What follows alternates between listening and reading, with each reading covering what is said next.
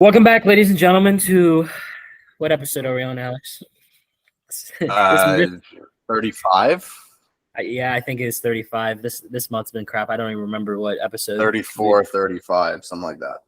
I think what's been screwing with me is the way we recorded the year end and then we did the live. I think that's what's screwing with me. Yeah. So it's like once we get back into the routine of things. Because we recorded the year end first, but the live went up before that. Right. But, yeah, this is 35. Yep. All right. So our guest this week, Caden Loutzenhiser, is back. Caden, welcome back. I'm back. Thank you guys for having me. You're back. Yes, now sir. we just need to have you on a few more times, and you've been on more episodes than Bryce. Yep, exactly. Caden was a little mad that I chose Bryce for the exclusive.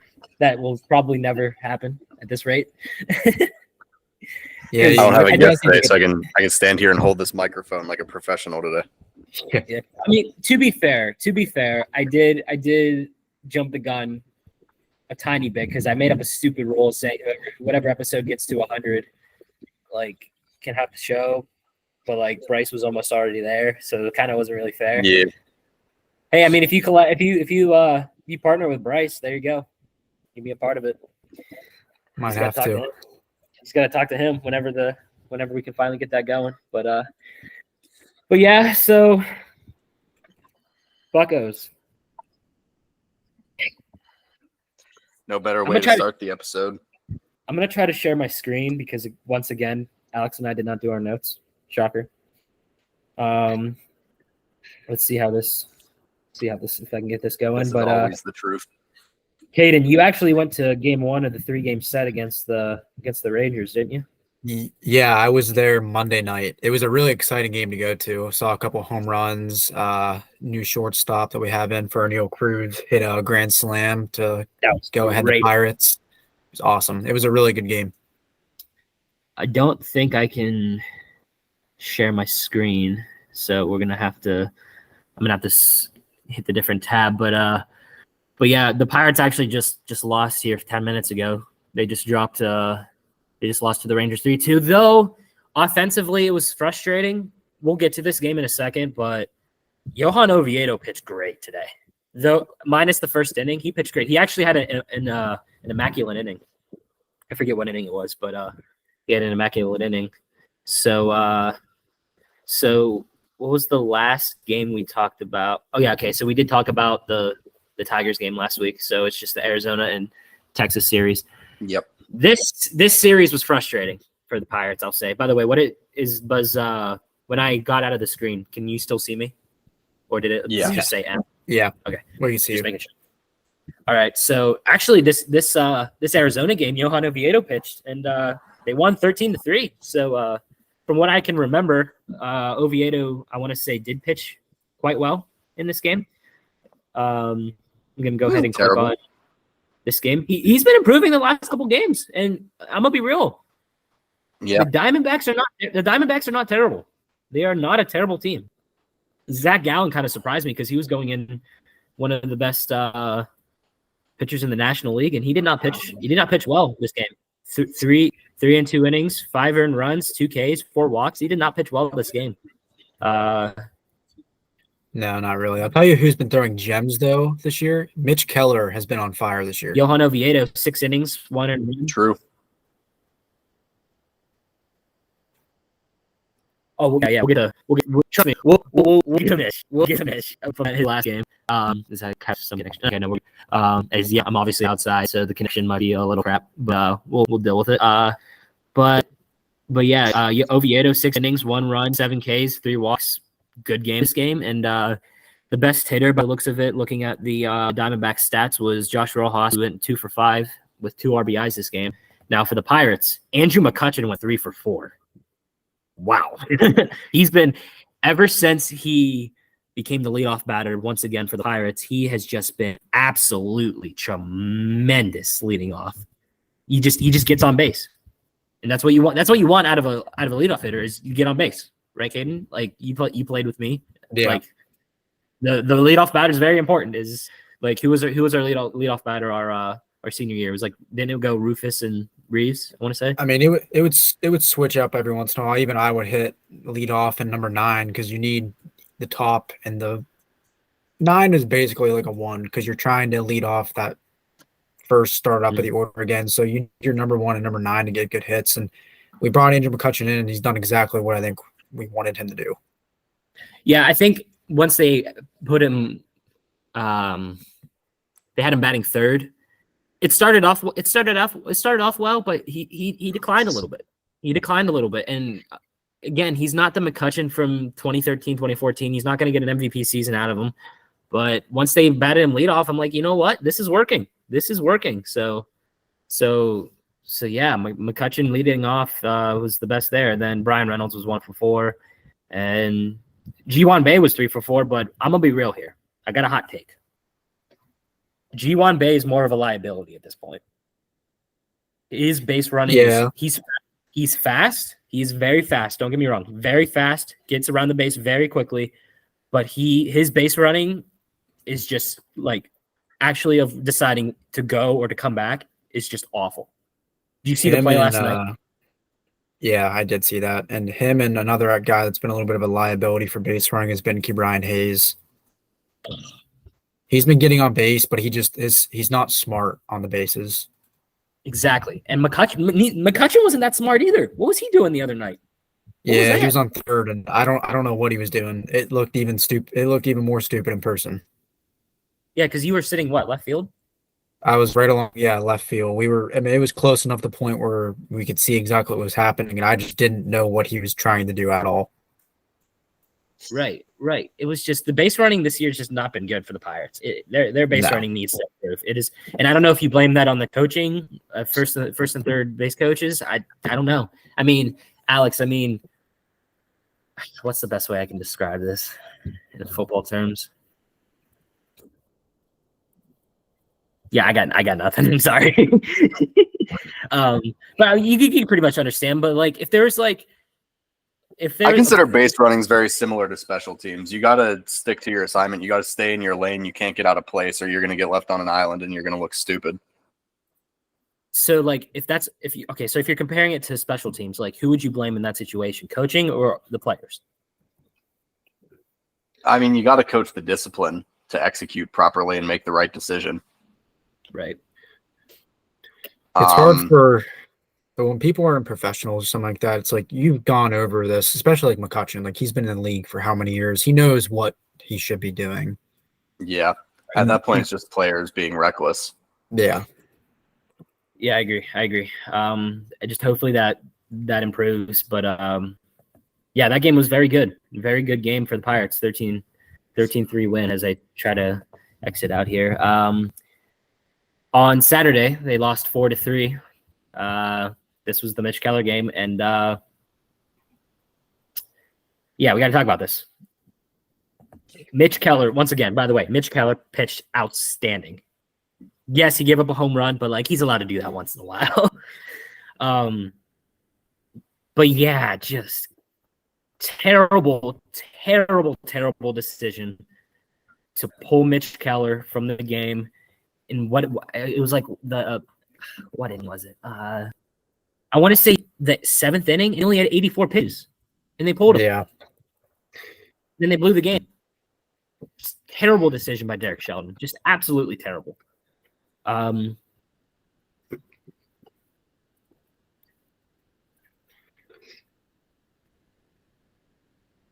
Well, like 5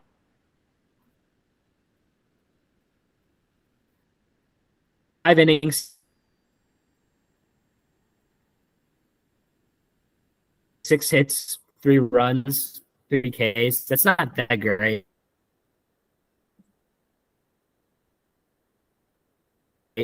But looking at the pie,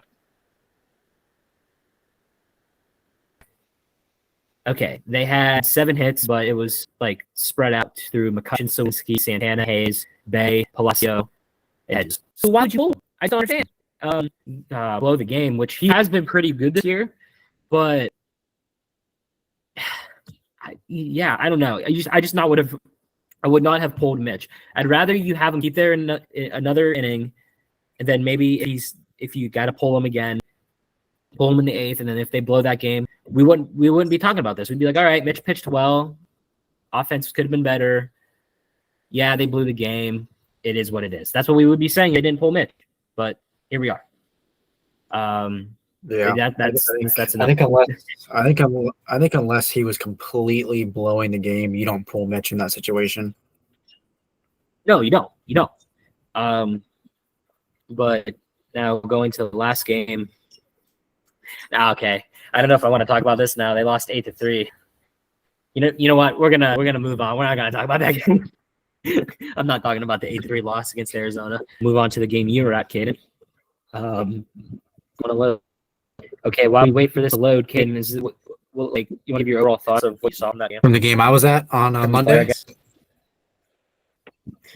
Yeah, so, I mean, the first couple innings, it was kind of just a defensive battle. Both teams were getting some hits, but we decided to go with Ortiz to pitch the brunt of the game, and he actually threw a really good game. I think he started off the first 2 innings with like 4 or 5 Ks. I mean, he looked really good. I mean, he gave up 1 home run. Other than that, it just looked like the Pirates at the beginning of the season. They just all played well. The bats were going. Mm-hmm. People were making good plays in the infield. They turned a double play early in the game. That was crucial. If they didn't get that, they had bases loaded then at that point, and there was a home run coming after that. So overall, from each player, Kutch did well. Juwan Bay did well. Brian Hayes, Marciano at the shortstop hit it with the grand slam to put the Pirates ahead. I mean, it was just a really fun game to watch, and it kind of took me back to the old 2013 Pirates. Yeah, that was a good game. But stat wise, yeah, he's right. McCutchen 2 for 5, who got his 15th on hit. Was that from that game? Yeah, 15. Yeah, 15th. Yeah. I'm trying. I can't speak today. Yeah, Brian Reynolds was 2 for 4, not bad. And then Marcano 2 for 3 with the grand slam. But yeah, Luis Ortiz, which by the way, I will say this: when they went with Luis Ortiz this game, I was a little nervous because the Rangers are a very good team, and Luis Ortiz has been struggling this year. So once they decided to go with Ortiz, I was questioning it a little bit. But he pitched well. He came out, pitched well, threw strikes, seven innings, 5. Am I thinking of game 2? You cut out there in what you were saying. Give up a home run.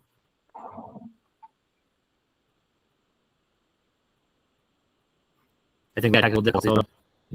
This connection is Can brutal. you guys hear me? Yeah. Yeah. Can you guys? Yeah, I can hear you now. All right. Have to cut that part out. Power of editing, ladies and gentlemen. Power of editing. But what I said was, did Bednar hit a home run? Did he give up a home run that game? Yes, he did. Yeah, that was surprising, but it was bound to happen. It was bound to happen. But, yeah, I mean, it happens. It's professional baseball. He didn't throw a bad game, just things happen. But luckily, we came up clutch in the beginning. Yep. So before I move on to the last game, because I'm just going to go through this quickly. Tuesday against the Rangers, they lost 6-1. Yeah, this is Rich season, baby. Rich Hill season. So this is how I will describe this game. It was a 6-1 loss that felt like a 10-1 loss. Nobody could do anything at all, minus 1 run. It was frustrating, and that is all I'm going to say for now. That game was terrible. It was absolutely terrible, and that's it. I'm done with that game. But so today, which this game ended about 20 some minutes ago, Johan Oviedo had an immaculate inning, but he gave up a home run to Marcus Semien in the first inning, and then gave up a few hits. So it seemed like it was going to be one of those Johan Oviedo games, but he bounced back. But yeah, runs. It was only the first inning that had the runs, and then the Pirates scored 2 runs in the second, and then that was it. That was it. But McCutchen was 0 for 5 today. That's not good. Brian Reynolds was 0 for 3, not good. But the top hitter by the looks of it was Rodolfo Castro, who was 2 for 4. And I'm going to be real here, guys. Castro, he's got to stay right-handed. He's been hitting the ball as a righty, and it's just been working that way. And I think he should just stick to being a right-handed batter. I think he should give up the switch hitting. But yeah, and Johan Oviedo was 5 innings, 6 hits, 3 runs, 2 walks. And there was a couple hits and errors that were not his fault, so can't really fault him for that. But yes,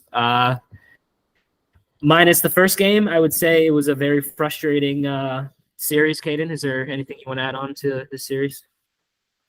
Just the fact that I think, at least from what I saw in the first game, and there wasn't like Ortiz pitched an amazing game. He just did his job, and that ended up being enough. But we definitely could have won this series, I think. I think even if you take away the second game, but today, like you said, they give up that early home run. I mean, if that ties it up at that point, if you take that away, and then the Pirates are just very streaky in their innings. They either do nothing or they'll score 5 runs in 1 inning. And I think they just need to overall just start playing like easier said than done, but they need to play more solid baseball throughout the entire game. You need to say something.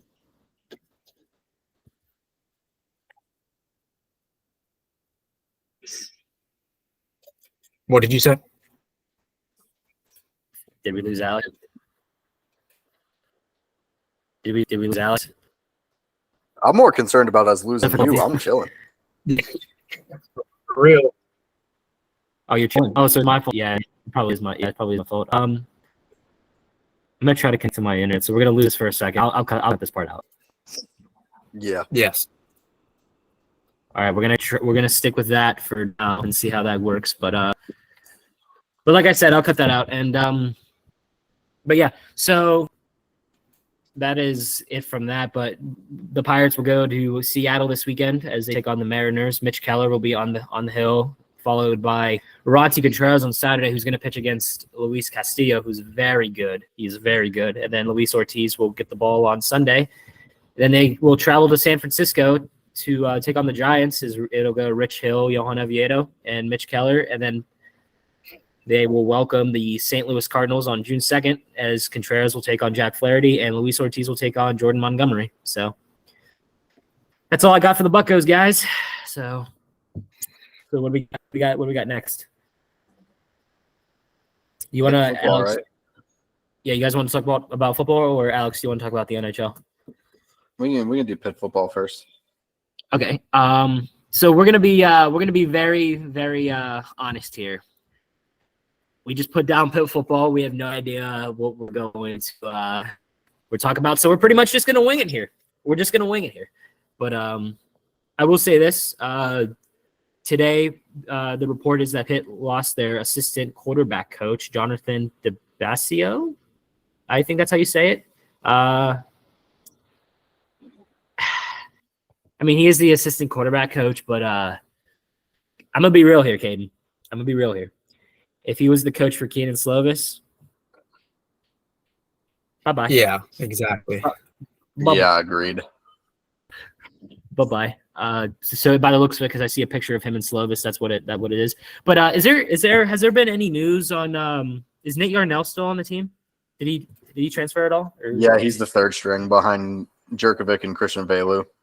Yeah, he's still on the team. I think. Yeah, redshirt sophomore. What, sophomore year?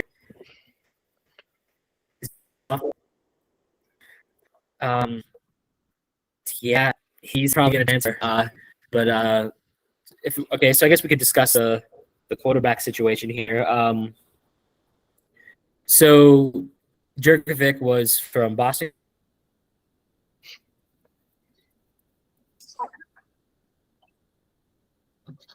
We losing me again?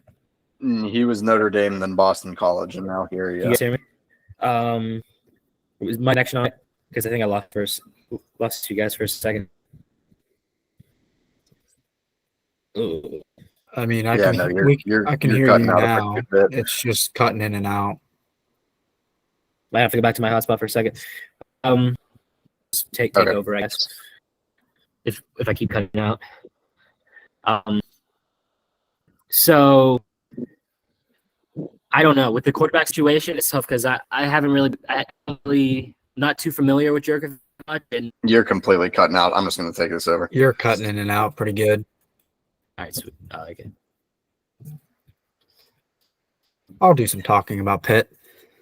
Yeah, go ahead, Caden. Yeah, so my whole thing is I don't know too much about Jerkovic or Christian, our other quarterback, but we have 2 or 3 solid running backs that can definitely get the job done.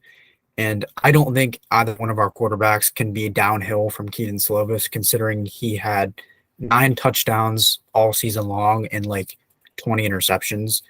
And we somehow almost had the same record as when Kenny Pickett was there his senior year. So I think as long as our quarterback can do even the bare minimum and just make some passes that are at least look like he knows what he's doing, and we have a running back that can be solid, get 5-6 yards, even 4 yards a carry, I think we can have a successful season, make a good bowl game. Yeah, And Rodney Hammond's capable of that. yeah, Rodney Hammond is very good. Daniel Carter, number 4, big guy, just a complete train. You put him in, he gets 7-8 yards a carry. I think we're capable of having a 9 or 10 win season. Yeah, there's a lot of familiar names this year. 4 of the 5 offensive linemen are seniors, which is a little bit concerning for the future. Bartholomew's obviously back. He's a junior. Most of the receiving core looks about the same. Bub Means, Kanata Mumfield, and Dejon Reynolds all look like familiar names. Yeah. Dill should be solid as long as he stays healthy. I am excited to see the future with Christian Bailu, though. He was a Penn State quarterback before, wasn't he? Yes, he came from Penn State. Yeah, he was. He transferred after Sean Clifford's 8th redshirt season. So I'm excited for the future with him. I think he should be solid. Some familiar names on defense as well. 2 Pittsburgh kids in the secondary, MJ Devonshire from Aliquippa and Donovan McMillan from Peters Township. He is transferred by way of the University of Florida. I played against him in high school. He was an early graduate from high school. He enrolled at the University of Florida in the spring of our senior year of high school. So he's a pretty big transfer going into his junior season. He's really good. Yeah, I think as long as we can just play, it sounds pretty simple, but just play football without just the dumb mistakes that we had last year at our quarterback position, I think we can definitely match our season last year, if not do better. I mean, yeah, as long as we have a quarterback that understands what it means to actually pay attention when he's in the pocket. Exactly. Just have some awareness. Yeah. It's an interesting schedule this year. I'm looking at it right now. I know it got switched up quite a bit from the past 3-4 years of our kind of normal schedule playing the same old teams. It's pretty switched up. Yeah. Yeah, they open September 2nd home against Wofford. Then they're home again on the 9th against Cincinnati. Then they're at West Virginia on the 16th for the backyard brawl. Home against UNC on the 23rd. At Virginia Tech on the 30th. Then October 14th, I assume they have a bye in the middle of that. They're home against Louisville. And then October 21st, they're at Wake. October 28th, they're at Notre Dame. November 4th, they're home against Florida State. November 11th, they're at Cuse. November 16th, they're home against Boston College. And November 25th, they're at Duke to finish the season. So that's a pretty interesting schedule. It's interesting. And those couple games where we have Cincinnati, West Virginia, and UNC, that's a tough 3-stretch game right there. I mean, UNC I was going to say, last year, this schedule is definitely harder than last year's was. Oh, it definitely is, yeah. I think it's going to be, like you said, because I didn't know what to expect with the backyard brawl last year with Slovis coming in first game. Luckily, our defense held up. We got the win. But I really have no expectations. I don't have any expectations for this season. I'm just thinking that if we can play better at the quarterback position, we can be successful. Yeah, I agree.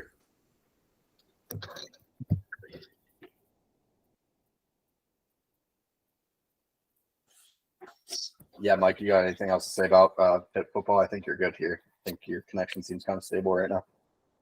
Oh, are we good?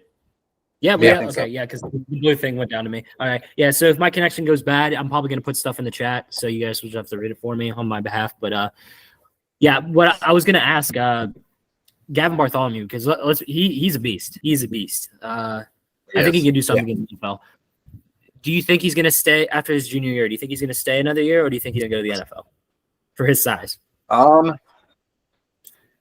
I could see him staying, or I could see him going. I think if he stays for a senior year, he's pretty likely to have a Mackey Award in his future, because if he declares after this year, he'll be in the same class as Michael Mayer. So he definitely, or not Michael Mayer. What's his face? Brock Bowers from Georgia. Yeah. So there's no way Brock doesn't declare after this year, unless he gets injured. I just think it's going to completely depend on if he has a breakout season this year. He's one of these being talked about as a top tight end.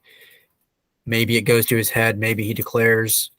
I think it would be smarter for him to work with his quarterbacks that he has now, have a good season. He's always had good seasons. Just have 2 more good years and then go to the draft. I mean, he's going to get drafted. I think it just might be better for him to wait the extra year, show what he's really got, and then get drafted higher. Yeah, I agree. But I got really nothing else to add on about football, but it'll just be interesting to see how they do football. But speaking of all of Pitt, Caden, what did you think of Pitt's run in the March Madness tournament? Actually, the whole basketball season, really. Yeah, well, like you said, even if they didn't make March Madness, because it did get down to the wire a little bit, it was just so much fun watching them have a good season for the first time. The last time they made March Madness was in 2015, and they lost to Wisconsin in the first round. But it's just like, I just remember when I was younger going to some of the Pitt basketball games when they were good.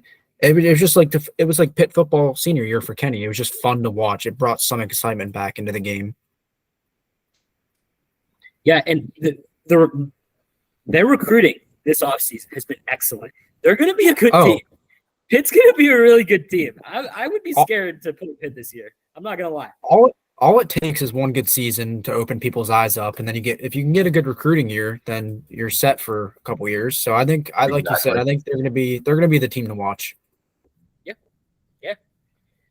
How's recruiting wise, Alex? How's North Carolina doing, by the way?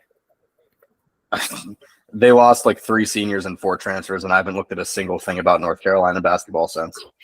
Oh yeah, going to Penn State. Get out of here. Get out of here. Puff went to Penn State. Trying to think. A lot of our best players graduated and transferred. So, tough. But yeah. So, you want to move on to the NBA? Start talking about NHL because my connection's working pretty well. So I figured go through the NBA here quickly, so then we can just let's move to NBA. Yeah, because we don't know how my connection's going to go. But so the Nuggets have swept the Lakers in the Western Conference Finals. They are going to the championship, and we might have a little bit of a discussion here, guys, about LeBron and his future. But last night the Celtics won 116-99. Jason. Oh wait. This was Easter. Yeah. But still, okay, yeah. No, but they still won 116-99. Jason Tatum 33 points. Jimmy Butler 29. Crazy game. But Monday. Jason Tatum parrying right now. Oh, yeah, but this is the game I wanted. The Nuggets 113, Lakers 111. Close game. Very close game. Jokic had 30 points and LeBron had 40. And the next game for the Eastern Conference Finals is it might be tonight, I think. It's what, game 5? Yeah, I think it might be tomorrow night. But looking at the way LeBron's body language. But yeah, Jokic. I'm gonna be real. I would say I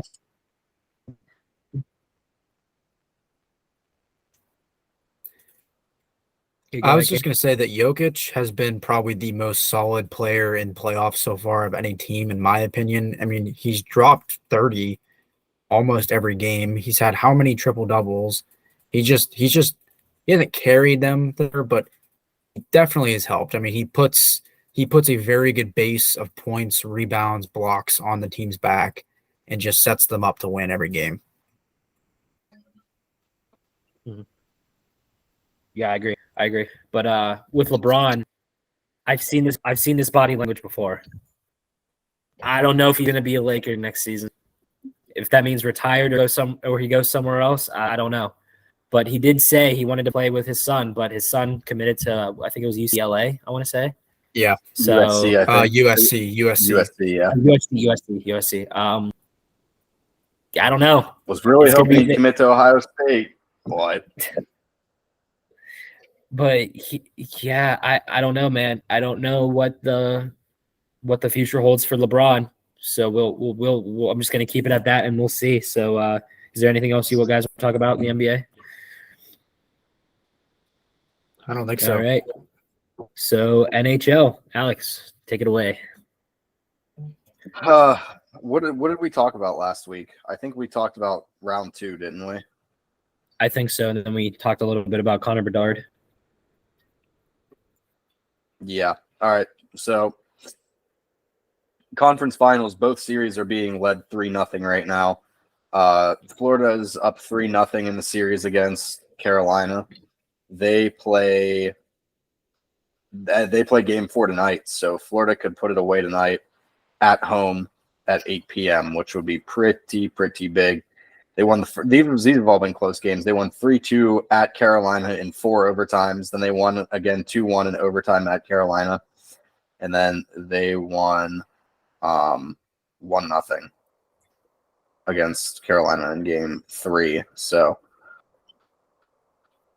Florida seems to be dominating right now, which is kind of crazy. FAU made a Cinderella story running March Madness, and then the Heat tearing it up as an 8 seed, and now Florida's up 3-0 in the conference finals against Carolina, which is kind of crazy. And like I said, this is for both sides of the league. Vegas is also leading Dallas 3-0 in the series. They won the first game 4-3 in overtime. And they won the second game 3-2 in overtime, and then they just beat them 4-0. And then they play at Dallas on Thursday night at 8 p.m. So we could see 2 conference final sweeps, which would be kind of crazy. That would be really crazy, actually. That's insanity if that actually happens. So we'll see. I think this is going to be assuming that Florida and Vegas both win these series, this is going to be a really good Stanley Cup final this year. So guess we'll see how it goes. Yeah. But we'll see how it goes. I don't really have anything else to say about the NHL, really. Unless you guys got anything else you guys want to say about it. Yeah, I don't have anything else either. I don't keep up with it enough, honestly, to talk about it. I watch the Pens here and there, but I like watching hockey, but I just don't know enough about it to sit here and rant. Yeah, no, that's understandable. Yeah, that's fair. Yeah, I mean, is there anything else in the sports world you guys want to throw out there and talk about before we sign off?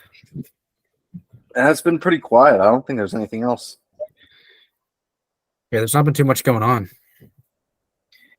I mean, I think we mentioned last week the Spurs have the number 1 pick for the NBA draft.